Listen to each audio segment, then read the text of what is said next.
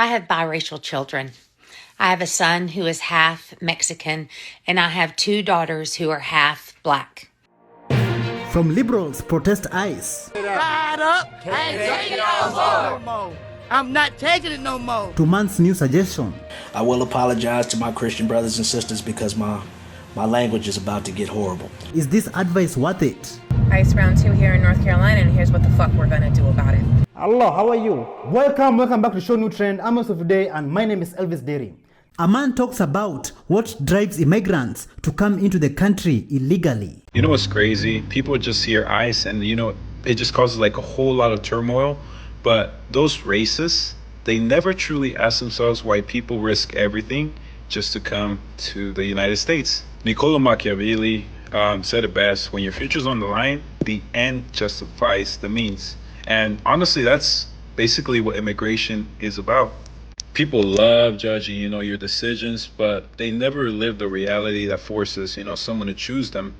A lot of our parents come from countries where opportunity is very scarce, and that's something that's a reality. It's not something that's a choice. I think a lot of these racists don't realize that a lot of our parents did go to school, did go to college, did get a degree, but due to the scarcity of jobs in Mexico, they just couldn't stay there. If you don't notice by now, in Mexico, there's a lot of abuse towards women in the workforce. There's a lot of sexual harassment, but no one wants to speak about that. I think I'm getting off topic, but what I'm trying to say is that the end for many of these immigrants is just a safe place, work, and at the end, it's just a real future for themselves and for their generation that will continue. The means for many immigrants might be crossing a border, doing everything possible, abandoning their family sometimes just for a better future. And I know for sure we will get a lot of people that say, well, they should just wait in line like the rest of us did. So what you're telling me is that you're the government's good boy. You follow every single rule. You make sure everyone in your family, friends, any loved one follows these rules. If they don't, well, you can just denounce them. You're the type of person that also believes in a fair world. And if you follow the rules, you play the fair game, everything will be rewarded to you. Are you going to stay in a country where there's no survival, no chance of prospering? Your family will probably end with your generation. Or are you going to be the type of person when your future's on the line, but there's an opportunity for you to prosper? It might just require for you to cross another country by not following the rules. But your family won't die. You will prosper. Just remember, history won't judge you for how you got there, but what you did once you got there. A man is suggesting that liberals and illegals should be deported together to improve America. Do you support this? I will apologize to my Christian brothers and sisters because my language is about to get horrible. So,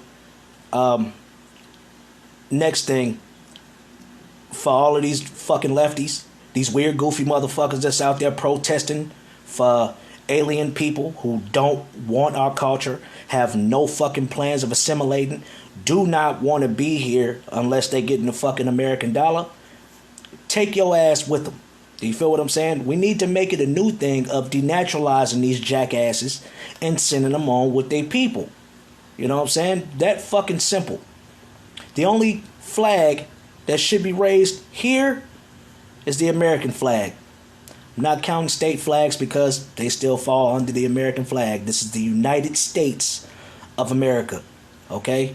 So, yeah. A man in Michigan says that a business was closed because 250 employees were caught to be illegals. Did you guys see they just shut down a business in Michigan because they had 250 illegals and only 6 regular employees working there? I mean, they're not even trying to hide it anymore. That's just disrespectful. With everything going on, you're not even going to try to hire maybe 12 regular employees? Like, I mean, you want to talk about people, illegals aren't even taking our jobs anymore. We're not even being considered for the job. Like, that's where we're at now. 250 versus 6 regular employees. I bet the 6 regular employees were probably like lawyers, the CEO of the company. It was probably not even like anyone doing any real work. And everybody wants to be like, well, you got to blame the corporations. You got to blame the corporations. I blame them too. but I blame the individual as well. This is the United States. We're based on individualism. I'm not gonna just let them off the hook. You came over here and you knew what you were doing. You didn't cross the jungle, you didn't cross the border, you didn't come on, bro. You know what you're doing. At this point, if you're still coming over here and working, I'm sorry, with everything going on, that's on you. Liberals in North Carolina staged an anti-ICE protest outside a hospital, demanding hospitals to protect illegals and not cooperate with ICE agents. Fired up. Can't take it no more. I'm not taking it no more. We're not going to stand up and allow the Border Patrol, ICE, Trump, anybody else to stand up and take what we have fought so hard for. That's right. Freedom. Yeah. We have fought for freedom. Yeah.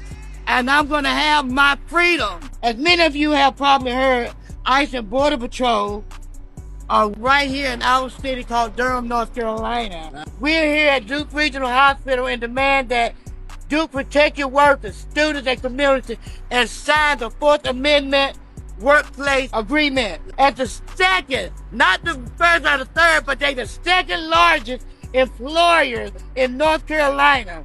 Duke has the power to stand up, keep our communities safe from these attacks. You can demand judicial warrant, secure private employee areas, and keep workers from being arrested while working in their building.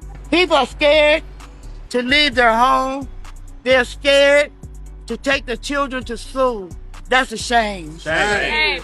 These raids open the doors for racial profiling that impact all of us, not just the Latino community, but impact all communities. Let me tell you, if they can do this to some of us, what you think? They can do this to all of us. Right. This is not the world we want, where people can be snatched out of their job, from their families, and without cause. We're not backing down. No. We are showing up. That's right. And we're right here.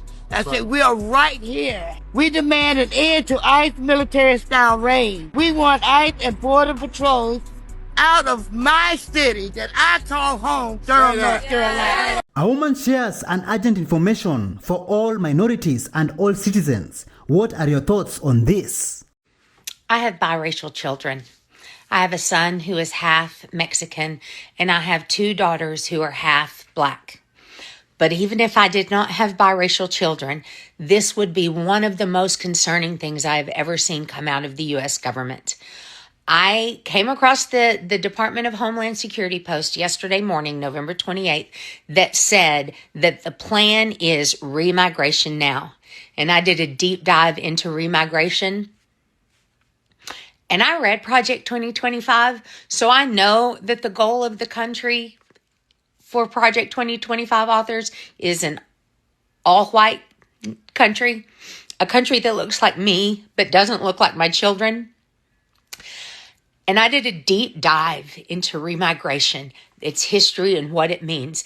And I cannot overstate how important it is for us all to become educated on this.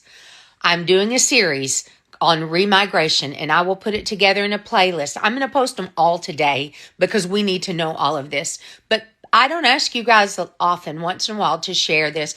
But please share this for our neighbors of color, for our friends and our family members of color, and for 3 of my children, that if this policy goes through, could very well be stripped of their American citizenship. Share this, learn, and be on alert. And go love your neighbor. Thank you so much for joining us on today's show. See you in the next one. Bye-bye.